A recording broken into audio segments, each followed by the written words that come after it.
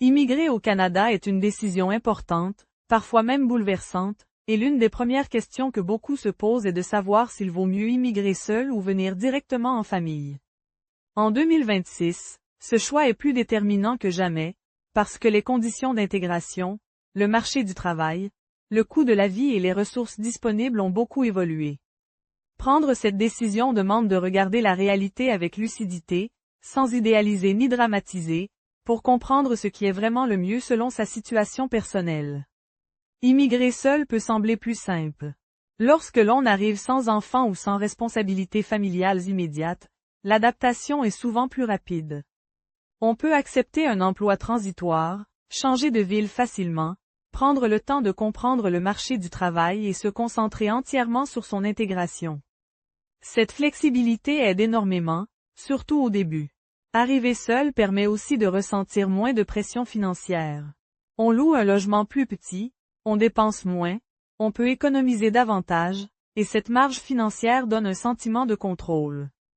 Pour plusieurs, immigrer seul est une façon de préparer le terrain avant de faire venir la famille plus tard, une stratégie qui réduit les risques et évite aux enfants de vivre les premières difficultés. Mais immigrer seul n'est pas facile non plus. L'isolement peut être lourd. Sans repères, sans réseau social, loin de la famille, beaucoup se sentent seuls malgré le dynamisme du pays. Les journées sont remplies, mais les soirées sont silencieuses. Certains vivent ce vide comme une étape normale, d'autres le ressentent comme une blessure profonde. Et lorsqu'on n'a personne avec qui partager les moments difficiles, l'immigration peut devenir un parcours émotionnellement exigeant. Immigrer seul demande une grande force intérieure et la capacité de se motiver sans soutien constant. À l'inverse, immigrer en famille apporte un certain réconfort. Être ensemble permet de partager les défis, de se soutenir, de se motiver. Les enfants peuvent accélérer l'intégration grâce à l'école, aux amis, aux activités. Et pour beaucoup de parents, le simple fait de voir leurs enfants s'épanouir donne la force de continuer.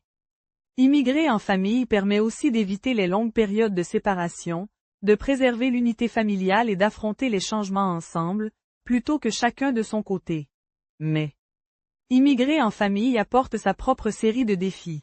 Le premier est financier. Le coût de la vie au Canada en 2026 est élevé, et une famille doit assumer un logement plus grand, plus d'alimentation, plus de transport, des fournitures scolaires, des vêtements d'hiver, des activités.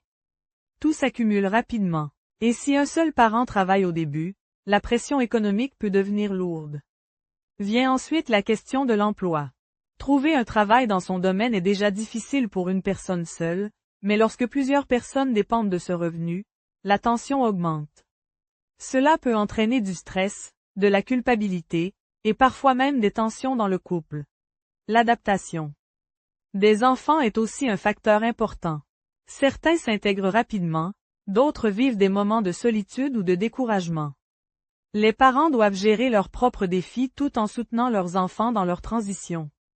Et dans un système scolaire différent, avec des méthodes d'enseignement parfois nouvelles, il faut du temps pour comprendre les attentes et les ressources disponibles.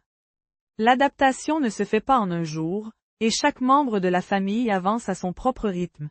Alors, immigrer seul ou en famille en 2026, la vérité, c'est qu'il n'existe pas de réponse universelle. Immigrer seul permet de tester le terrain, de réduire les risques et d'arriver préparé. Immigrer en famille permet de rester ensemble, de partager les difficultés et de vivre l'aventure comme une équipe. Tout dépend des priorités, des ressources financières, de la force du couple, de l'âge des enfants et du niveau de préparation. L'important est d'être honnête avec soi-même et d'accepter que chaque option comporte des avantages, mais aussi des sacrifices. L'immigration est un parcours unique, et la meilleure décision est celle qui correspond le plus à votre réalité personnelle. Que vous arriviez seul ou en famille, l'essentiel est de se préparer, de s'informer et de comprendre que l'intégration est un processus qui demande du temps et de la patience. Merci d'avoir suivi cette réflexion. Prochaine vidéo, tous les jeudis à 18 h.